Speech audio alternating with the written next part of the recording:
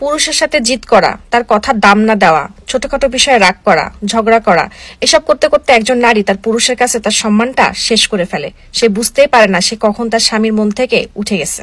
সেই নারী তার স্বামীর মন দখল করে রাজত্ব করতে পারে, যে তার স্বামীর পছন্দ মতো নিজেকে বানিয়ে নেয়, স্বামীর উপরে সন্তুষ্ট থাকে। বিশ্বাস করুন, একটা পুরুষের কাছে এটা কোনো বিষয় না যে তার স্ত্রী বড়লোক নাকি গরিব ঘর থেকে আসছে। টাকা কামানোর জন্য আল্লাহ তাআলা পুরুষকে বানিয়েছে। একজন পুরুষ এমন এক অর্ধাঙ্গিনী চায় যার কোলে মাথা রেখে সে একটু শান্তি খুঁজে পায়।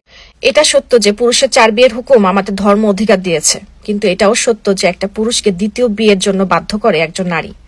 কিছু নারী আছে স্বামীর উপরে একদমই সন্তুষ্ট থাকে না। একটা পুরুষ কখনো নারীর সৌন্দর্য দেখে ভালোবাসে না। একটা পুরুষ এমন নারী চায় যে তাকে একটু শান্তি দিতে পারবে, তার মনের ভাব প্রকাশ করতে পারবে।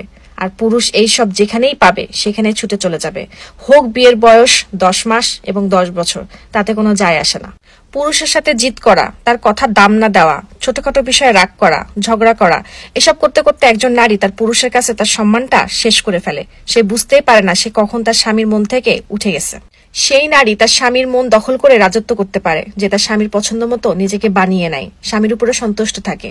বিশ্বাস করুন, একটা পুরুষের কাছে এটা কোনো বিষয় না যে তার স্ত্রী বড়লোক নাকি গরিব ঘর থেকে আসছে। টাকা কামানোর জন্য আল্লাহ তাআলা পুরুষকে বানিয়েছে।